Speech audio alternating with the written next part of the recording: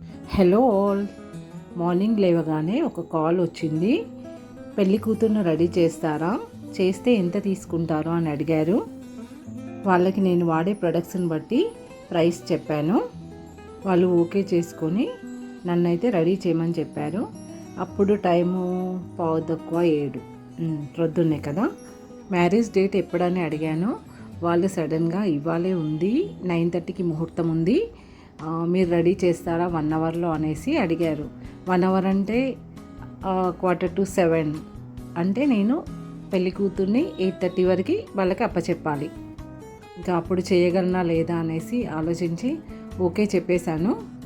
వాళ్ళు వచ్చేలోపు అయితే నేను ఫ్రెష్ అయ్యాను. ఆ అమ్మాయి వచ్చింది. చూస్తే ఐబ్రోస్ చేయించుకోలేదు, ఫేషియల్ లేదు, శారీ ప్రీప్లేటింగ్ లేదు, హెయిర్ అంతా నార్మల్గా ఉంది. అసలు హెయిర్ ప్రాపర్గా సెట్ చేసుకోవడానికి మనకు ఒక అరగంట పడుతుంది. స్కిన్ మీద వేసిన మేకప్ ప్రొడక్ట్స్ అబ్జర్వ్ కావడానికి మనకి 1 అవర్ పడుతుంది. అప్పుడే ఆ ఫినిషింగ్ అనేది నీట్గా వస్తుంది.